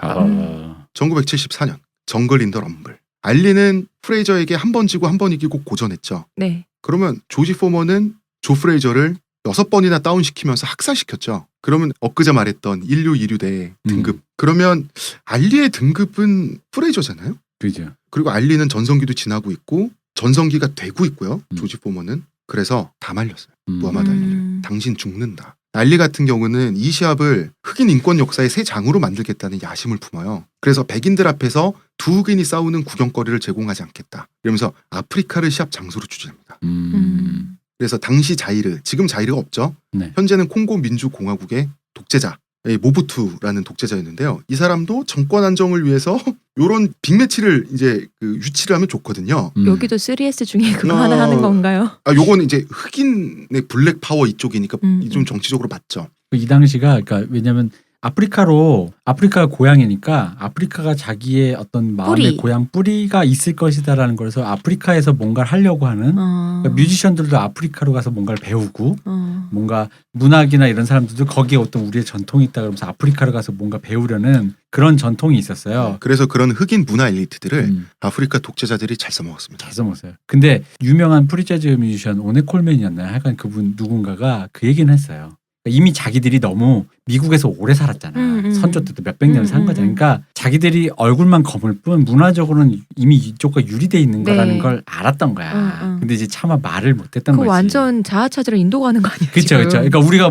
우리 뭐죠? 아시아 몽골 그거라고 네. 몽고 가서 우리 뿌리가 여기 때문에 이런 얘기인 거였던 거지. 그러니까 이제 애초에 달라진 거지 뭐. 근데 이 당시는 우리의 안 꿀을 그랬던 찾고 싶으면 그러니까. 눈두렁 정도까지만 가야 되는데 초원까지 가버리면 그러니까. 너무 멀리 간다는 거지. 그렇죠. 뭐 좀 그랬는데 하여튼 이 당시엔 사람들이 어쨌든 그런 붐이었어요. 아프리카의 흑인들이. 그런 붐이 일어날 타이밍이기도 했죠. 네. 그러니까 알리는 어떻게 싸워서 대체 조지 포먼을 이길 거냐. 내가 얼마나 강하냐면 이때 또 희대의 드림이 나옵니다.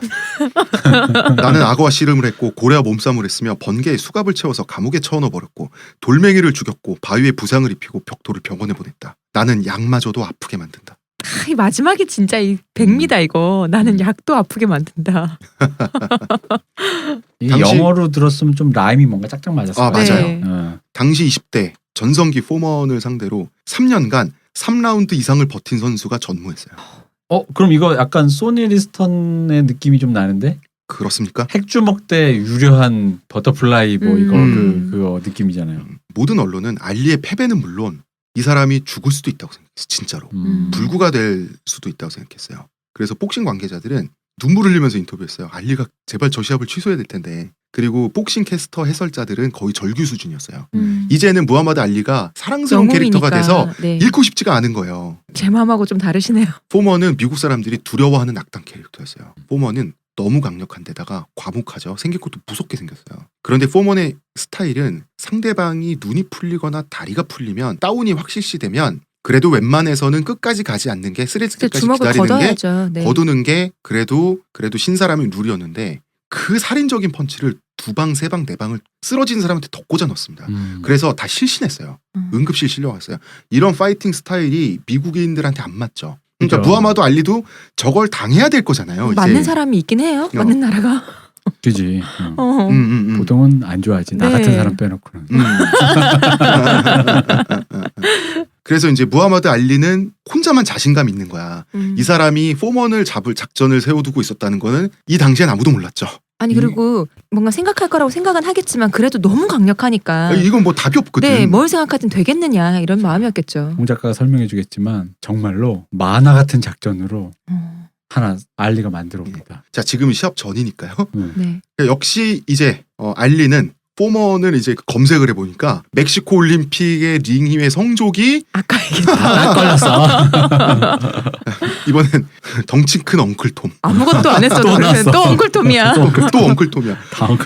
넣을 수가 없어. 근데 정치성이 없었을 뿐인데 포먼은 아니 자기는 모르는 흑인이란 사이에 이유만으로 끊임없이 엉클톰이야. 자기도 모르는 사이에 흑인의 적, 모든 인류의 인권의 장애물이 된 거예요. 같은 편이 더 무서워. 그러게요. 진짜. 그러니까 포먼은 성격은 과묵해, 복싱 스타일도 과격해, 악당되기 딱 좋아요. 유려하진 않잖아. 유려하면 반대지. 그지. 뭔가 매끈하게 이렇게 눈이 가는 게 없잖아요. 이러면. 진짜 고질난 게 맷집은 살인적인 게 아니라 외계인 정도의 맷집이거든요. 맞았는데 가만히 있어. 이 사람 가도도 잘 안 올려. 진짜로. 맞아도 되니까. 어, 무섭다 진짜 생각만 해도. 드디어 킨샤사에서 럼블 인 더 정글, 정글 속의 럼블, 정글 속의 난리라고 하는 네. 럼블 인 더 정글이라고 하는 사건이 일어납니다. 아, 이것이- 참고로 청취자 여러분 지금 말씀드린 경기들이 특히나 하이라이트 편집본으로 유튜브에 다 있어요. 한번 보시면 정말 재밌어요. 한 3분 내외로 돼 있으니까 짧고 굵게 보실 수 있어요. 1974년 알리가 1회 때부터 맞는 거예요. 너무 맞는 거예요. 그래서 역시 캐스터들은 절규합니다. 그런데 캐스터 있잖아요. 거기 네. 특별 게스트로 조 프레저가 있어요. 알리의 원수. 조 프레저는 절규하지 않았습니다.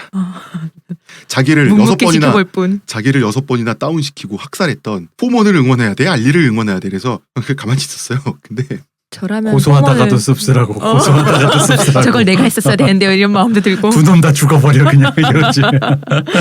계속 맞아요. 살인 펀치를 계속 맞아요. 계속 맞으면서 이상하게 4회까지도 쓰러지지가 않습니다. 3라운드 이상을 버틴 선수가 없었는데요. 로퍼 도프라고 하는 작전이죠. 자, 이게 제가 말씀드린 만화 같은 작전입니다. 진짜. 링줄, 로프에 기대서 로프에 기댄 채로 뒤로 젖혀지면서 맞는 거예요. 펀치의 충격을 흡수하면서 반동을 이용해서. 펀치의 충격을 흡수하면서 상대를 계속해서 지치게 만드는 거죠. 무슨 만화에 나오는 느낌 그러게요. 아니에요? 이거 무슨 왜 있잖아요.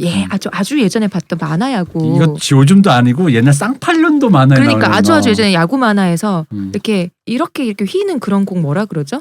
마구 막. 네, 이런 거. 마구를 하는데 그 마구를 만들기 위해서 물을 뿌려고 중간중간 어. 물을 뿌려서 저기압을 만들어서 맞아. 그런 게 있었단 말이에요. 그거 같잖아요. 그리고 막 이런 거 이런 펀치하면 나도 생각나는 만화 있어. 펀치를 이렇게 이거 왜 스크류 펀치인가요? 할 때 이렇게 돌리잖아요. 예. 근데 이 돌리는 걸 최대하기 위해 어깨를 갑자기 탈골시켜. 그래서 몇 바퀴를 감은 다음에 스크류 핵펀치를 꽂는 무서워 거야. 말만 들어도. 그럴 때 꼭 펀치를 성공시키고 난 다음에 다시 어깨를 꽂죠. 이렇게 프라모델이야? 근데 이렇게 해서 막 펀치를 날리는 거야. 그냥 어깨가 이렇게 대롱대롱 팔이 달려있으니까. 근데 저렇게 하는 폼을 어떻게 저렇게 연구했지? 제가 야구 선수 투수 출신이라는 거야. 말도 안 돼. 투수 폼으로 애를 때려. 웃기죠. 이 기술이 로퍼 도프. 로퍼 도프인데요. 거의 그거에 진배 없는 기술. 그러게요. 그러니까 복싱하는 사람들은 저같이 복싱하는 사람들은 무하마드 알리의 경기를 너무 많이 보니까 자기도 모르게 머리에 입력된 게 있어서 꼭 로퍼 도프를 한 번쯤 밀릴 때 따라하게 됩니다. 여러분 절대 하지 마시고요. 죽도록 맞습니다 진짜. 무하마드 알리 같은 신체 리듬과 정확한 작전이 있는 사람만 이게 되는 거예요. 그리고 알리는 동체 시력도 어마어마했다면서요. 어마어마하죠. 그러니까 이게 저 사람이 쳤을 때 내가 적당히 뒤로 가주면서 그 타이밍에 뒤로 밀려주면서 쟤는 나를 이렇게, 때렸다고 생각하지만 나는 그 뒤로 아닌 가면서 그거. 흡수하는데 네. 보통 사람은 뒤에 갖다 튀어나오면서 쳐맞아서 몇 배가 되는? 오히려 데미지가 몇 배가 카운터로 로퍼 되는. 도프가 아니라 로프 카운터. 보통은 이제 그렇게 되지. 자, 그런데 지난 3년간 조지 포먼은 3회를 넘긴 적이 없어요. 그 전에 다 KO를 그러니까 네. 4회부터 지치기 시작해요. 그러니까. 그래서 4회 종료 후에 무하마드 알리가 체력이 3회까지야. 코치에게 말합니다. 승리를 확신하고 포먼을 잡았다. 이때 자기가 이길 거라는 거, 이 4회부터 8회까지 자기가 이길 거라는 거는 전 세계에서 오직 알리만 알고 있었던 거예요. 그러다가 8회가 시작되자마자 TV 해설자들 캐스터 조 프레저가 감을 잡습니다. 조 프레이저는 알리가 이길 것도 같은데요라고 말하고 TV 해설자는 어쩌면 이 모든 게 알리의 작전일 수도 있을 것도 같은데 합니다. 조 프레이저의 마음 둘 다 죽을 것 같습니다. 둘이 같이 죽으면 안 되나? 둘 다 밉다. 8회 종료를 얼마 남겨놓고 무하마드 알리는 역시 로퍼 도프를 하면서 이 로퍼 도프 할 때 조지 포먼 계속 놀렸어요. 돼지야 고릴라야 말이면서 나는 알리가 밉다. 로퍼 도프를 하면서 하도 때려도 안 되니까 조지 포먼이 약간 사람 몸이 지친 듯이 멈추는 거 있죠. 그때 갑자기 코너를 돌아서 바깥으로 빠지면서 연타를 날리면서 몇 대를 날리면서 복싱 역사상 가장 정확하다고 일컬어지는 오른손 스트레이트를 조지 포먼의 앞면에 꽂아넣죠. 그 맷집 강한 조지 포먼이 이것을 맞고 일어나지 못합니다. 쓰러져서. KO. 그런데 여기서 무하마드 알리의 품위가 드러나요. 조지 포먼이 쓰러질 것 같자 조지 포먼이 휘청휘청대면서 몇 바퀴 휘청대면서 오랜 시간을 끌다가 꽤 쓰러지거든요. 본능적으로 나가려는 주먹을 애써 거두는 모습. 이것이 이 사람의 품위인 거죠. 조지 포먼은 그러지 않았잖아요. 그러지 않았죠. 시합 계산된 때. 거라니까. 이거. 사실 품위라기보다 품위를 가장한 계산. 이 정도의 그 빅마우스가 그렇죠. 메가마우스지 거의 뭐. 난리가 났어요. 당시 흑인 관중들이 링 안에 올라와서 춤추고 자이르 지금 콩고 민주공화군 뒤집어졌고요. 그냥 전 세계가 멈췄죠. 시간이. 있을 수 없는 복싱 역사상 가장 큰 위변이자 가장 위대한 이변이죠. 유튜브에서 보세요. 이 장면이 있습니다. 그리고 승리 후 인터뷰 중에 하나 발췌해왔습니다. 조지 포먼은 어딨죠? 안 보이네요. 내 펀치를 맞고 날아가서 지금쯤 태평양에 떨어졌거든요. 알리는 부활한 영웅이 되면서 영웅 서사가 완성되고요. 포먼은 이제 엑스트라가 되는 거죠. 자 봐요. 내가 아까 주먹 거둘 때 품위 어디 품위가 있어? 태평양 어쩌고 말로는 이 사람이 말로는 못 돼도 사람의 신체 위하를 가하는 거에 대해서는 그건 또 있었어요. 아니 그 반대라니까 다 계산된 거라. 저는 들을수록 옛날에 어른들이 했던 말이 생각나요. 혀 밑에 칼이 있다고. 그러니까. 그러니까 포먼은 멘탈에 상처를 했습니다. 쿠쿠다스처럼 부서지죠. 그래도 어린 선수였거든. 그지. 자기는 20대인데. 흑인들의 변절자, 백인들의 엉클톰, 시합에도 그게 된 거예요. 그래서 얼마 후에 무명 선수와의 시합에서 믿기지 않을 정도 이상한 졸전을 펼쳐요. 그리고 나서 판정패를 한 후에 이상하죠. 라커룸에 들어가서 앉아있는데 심장마비가 와요. 심장마비가 와서 숨이 끊어졌다가 살아났는데요. 이 사이에 가사 상태에서 하나님을 영접합니다. 그리고 뜬금없이 성직자의 길을 걷게 되면서 복싱 역사에서 뜬금포로 사라집니다. 그 이 사람이 목사가 됐어요. 그래서 이 얘기는- 지금 꽃보다 할배 나오고 이 얘기는 계시는. 잠시 후에 하겠습니다. 네. 그리고 나서 알리는 다 이겼잖아. 네. 자기가 세상 전부야. 자기가 이 세상의 중심인 거예요. 무공 제1인자이자 네. 자기는 영웅이자 흑인 민권 운동가이자 죄송합니다. 그러다 보니까 이제 기회도 슬슬 주고 싶은 거예요. 이제는 백인도 안 미워. 백인도 이런 말하면 청취자 여러분들 죄송하지만 백인도 자기한테 이제 X야. 그러니까 이제 무명 백인 선수한테 기회를 줘볼까가 된 거예요.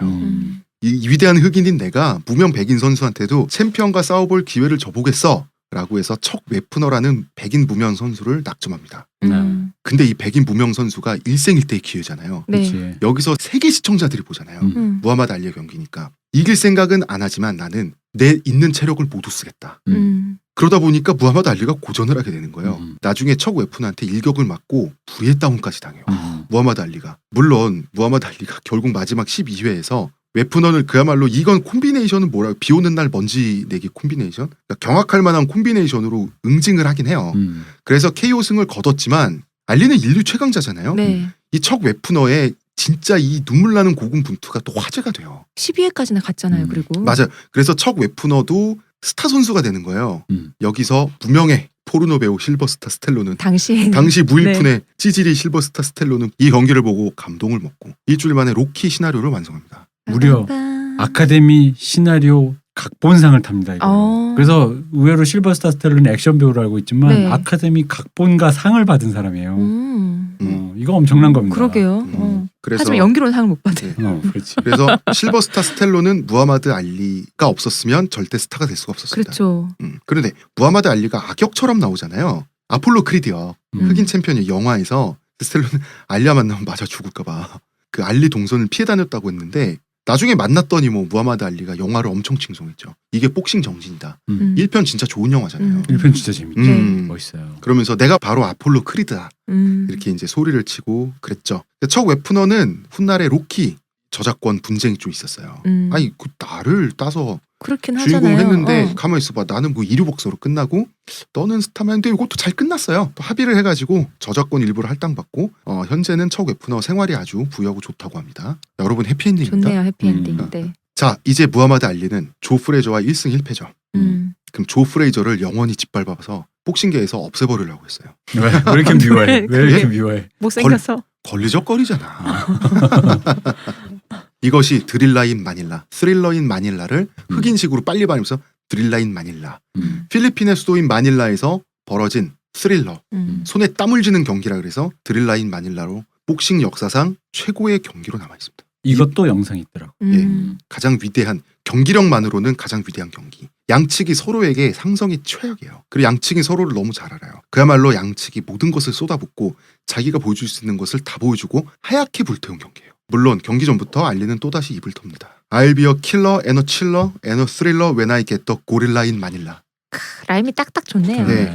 아찔하고 오한이 들고 한마디로 죽여줄 것이다. 내가 마닐라에서 고릴라를 사냥할 때. 나쁜 놈. 물론 그 고릴라는 놀리고. 조 프레이저를 뜻하는 깨알같이 건데. 외모 공격. 자, 여러분 이 대목에서 조 프레이저 사진 찾아보세요. 고릴라 비슷하게 생겼습니다, 여러분. 조 프레이저는 라코룸에서 하나님한테 기도를 드렸어요. 제발 저 인간을 이기게 해주세요. 간절히 기도를 했는데요. 섭씨 38도의 더위 속에서 두 선수는 그야말로 하얗게 불태우고요. 전반적으로 알리가 프레이저를 꽉꽉은 아니고 지근지근 밟았다고 할 수가 있습니다. 어느 정도냐면 프레이저가 11라운드가 끝나고 못 일어났어요. 허리케인조처럼. 탈진됐고요. 알리도 진공 상태였어요. 그래서 알리가 이기지만 KO로 이기지만 시합이 끝나고 1시간 넘게 알리가 말을 못했어요. 너무 힘들어서. 예, 그야말로 두 선수가 서로가 서로를 향해서 진공이 된 경기예요. 복싱 역사상 가장 대단한 경기입니다. 그러니까 이게 복싱 좋아하시는 분들이 나도 몰랐는데 이게 어떤 되게 로망의 경기라 그러더라고요. 정말 하얗게 불태우는 예, 서로 현실에 등장한 허리케인 조. 둘 다 불태워버리는. 알리가 얼마나 지쳤냐 하면 오늘 여러분이 지켜본 곳은 죽음이나 다름없었다. 죽음이 가까이 있다. 이렇게 된 거죠. 그러나 결론은 알리가 또 이겼다. 어쨌든. 프레이저 또 졌다. 알리는 이때 복서로서 에너지를 드디어 모두 잃었어요. 그러면 이때 은퇴했어야 되는데 은퇴 타이밍을 이때 1차 놓쳐요.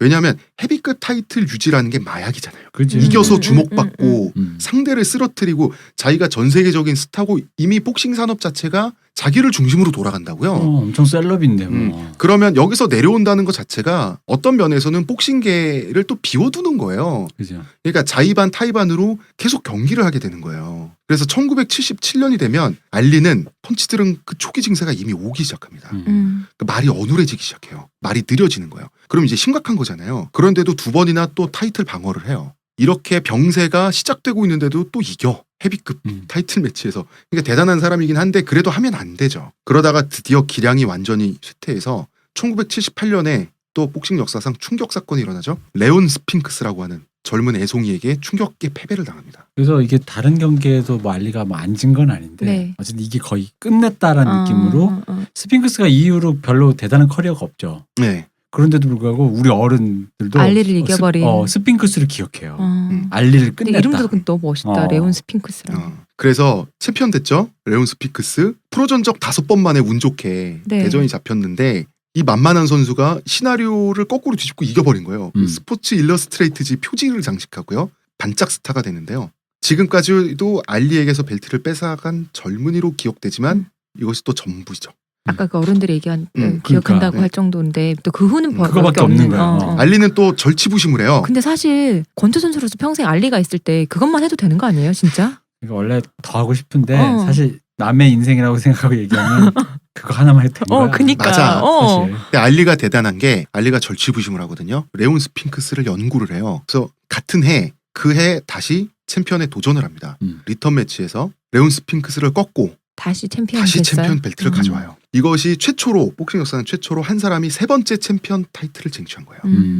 그러면 은퇴하면 되죠? 네. 드디어 챔피언 상태를 은퇴했어요. 그런데 이제 병 올 거 아니에요. 아직 안 왔어요. 무슨 영광을 더 누리겠다고 은퇴를 굳이 번복해서 두들겨 맞으면서 굳이 졸전을 펼쳐서 2패를 더 쌓아요. 쓸데없이. 이게 운동선수들의 그 고질병 있죠. 마지막까지 현장에 있으려고 하는 거잖아요. 그건 누구나 다 그렇지. 그렇죠. 어떤 그런 데까지 전부 다. 현역이고 싶지 언제나. 그럼요. 사실 사람은. 알리가 나중에 회고를 이렇게 합니다. 마지막 몇 번의 경기에서는 맞을 때마다 쓰러질 때마다 죽음을 체험했다.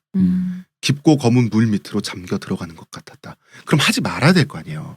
그러니까 이 사람도 기질 자체가 가만히 못 있는 성격인 거지. 이 마지막 한 5경기 정도를 안 하고 은퇴했다면 아마 지금보다 병세가 있었더라도 낫지 않을까라는 얘기도 있어요. 뭐 추정이긴 합니다. 아직 뭐 추정입니다. 파킨슨병이 뭐 네. 사실 딱히 그게 없으니까. 다 이게 그래서- 알려진 병이 아니라서.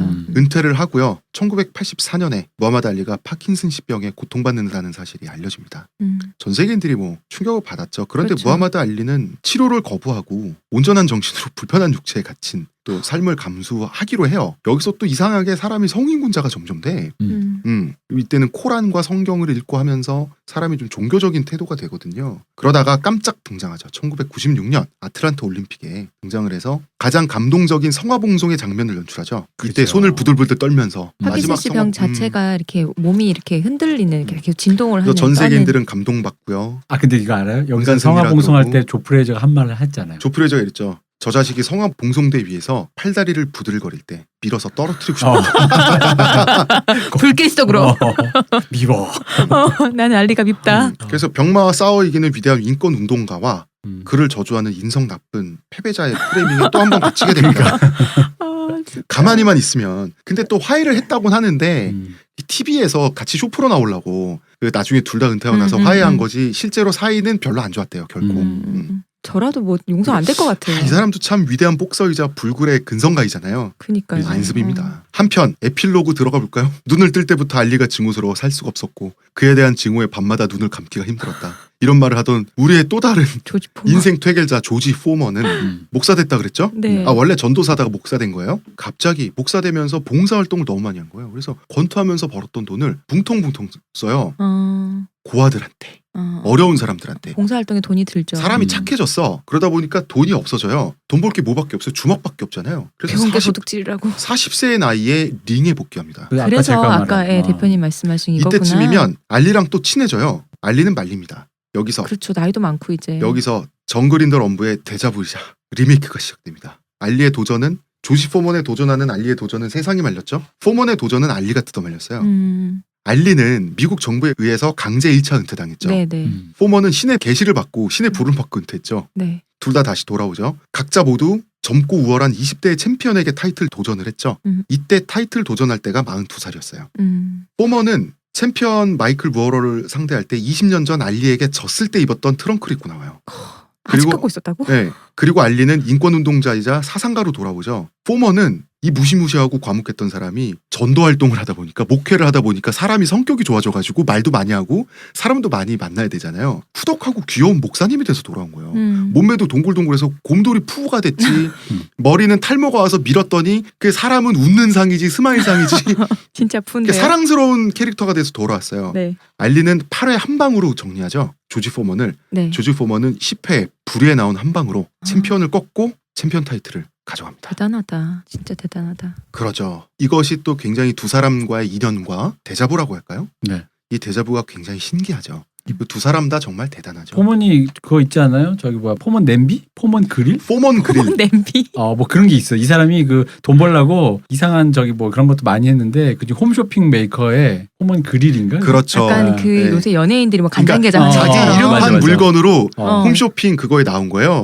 근데 포먼이 그 무시무시하고 미국인들이 싫어했던 포먼이 사랑스럽고 귀엽고 익살스러운 목사님이 돼서 주방기구를. 와서는 주방기구를 목사님이 돼서 나와서 그 소뚜껑만한 손으로 주방 기구를 쥐고 에이프런을 하고 웃으면서 엄지손가락 치켜 올리는데 누가 안 사고 싶어요. 추성훈 그거를. 씨가 하는 거죠. 내가 아까 그리고 얘기했던 광고 멘트가 뭐였는지 아세요? 저는 제가 거둔 42명의 고 아이들을 이 그릴로 소세지를 구워서 아이들을 먹이죠. 이게 미국 사회에서 그래가지고 아까 꽃보다 alb에서 네. 그 윌리엄 샤트너가 또 요거 갖고 또 개들 치다가 그리고 한번 보세요.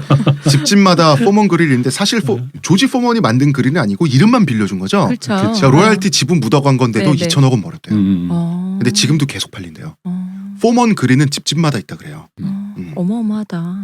어쨌든 자 무하마드 알리는 2016년 6월 3일 파킨슨십병 합병증의 일환인 호흡곤란으로 사망합니다. 네. 이분은 이런 말을 했습니다. 나는 복싱보다 위대하다. 그리고 은퇴할 때 이런 말을 했죠. 내가 복싱을 그리워하진 않을 것이다. 대신 복싱이 나를 그리워할 것이다. 너무 멋있다. 이 말은 네. 사실이시죠. 네. 무술의 일대 종사, 권법의 완성자, 사상가, 인권운동자. 나 자꾸 인권운동자래. 인권운동가, 20세기 가장 위대한 운동선수 무하마드 알리와 무하마드 알리가 겪은 20세기의 이야기였습니다. 네, 밉지만 또 미워할 수 없는 사람이네요. 예. 근데 내 이게- 적으로 만나기 싫죠. 그렇죠. 근데 이게 이런 사람들은 좀 뭔가 역시 중간은 잘 안 되나 봐. 그렇죠. 그리고 끝까지 아니, 가는 거 있죠. 낭중지추라고 이렇게 어마어마한 사람은 중간 할 수 없어요. 어떻게든 튀어나오게 돼 있어요. 그러니까 이게 적당히 그러니까 이 사람이 진짜 품위가 있는 아름다운 사람이기에는 또 너무 이게 경박해?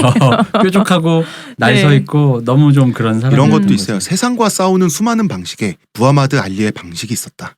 그죠. 예, 이런 말씀으로 자 방송을 정리해 볼까요? 자 시온님의 방송 소감. 저는 복싱 뭐 별로 크게 사실 때리고 이런 격투기 저는 별로 안 좋아하거든요. 맞는 것도 싫고 때리는 것도 싫고 누가 맞고 때리는 거 보는 것도 싫은데 또 무하마드 알리 너무나 위대한 선수잖아요. 이렇게 또 들으니까 좋네요. 사람이 그러니까 좋아할 수도 있고 미워할 수도 있지만 캐릭터로서 네, 매력적이죠. 한 사람의 일생이 또 이렇게 또 드라마티컬 할 수 있다니 싶어요. 대표님. 나는 뭐 사실 이뿐만 아니라 몰라 이게 시대가 좀 외롭고 힘든 시기인 것도 맞는데 다른 의미로 또 좋은 시기였다. 뭔가 이런 어떤 사람이 히어로가 되려면 천운이 좀 있어야 되잖아요. 맞아요. 한편으로 이런 투쟁이 음. 필요했던 시대인 반면 가능했던 시대이기도 그죠. 했잖아요. 그리고 가능했던 시대에 자기가 뭔가 이 투쟁에 걸맞는 사람으로서 왜냐면 이런 방식의 예를 들어 이런 메가마우스이고 이런 류의 그 날이 서 있는 사람 예를 들어 잘못되면 그냥 뭐 잘못 받으면 장동민이지 뭐. 네, 그리고 또 본인의 상대도 이렇게 딱딱 맞는 또 사람들을 잘 만난 아니 거잖아요. 안 맞았는데 엉클톰을 만들어 버. 아니 그래도 그래서 백인들이었으면 어쩔 거야. 뭐라고 할 거야. 아, 백인 선수들 있죠. 백인 복서들도 많이 팼습니다. 영웅에게 걸맞는 시대였다. 뭐 약간 그런 느낌이 또 있었던 것 같아요. 네. 예, 결국 시대에 관한 이야기였죠. 네. 네. 아 오늘 네. 재밌었네요. 저도요. 자 다들 수고 많으셨습니다. 네. 청취자 여러분들 재밌게 들어주셨길 바라고요. 네. 의문의 그녀 시온님, 네, 감사합니다. 문화평론가 이동규 대표님, 네. 저는 작가 홍대선이었습니다. 감사합니다. 수고하셨습니다. 감사합니다.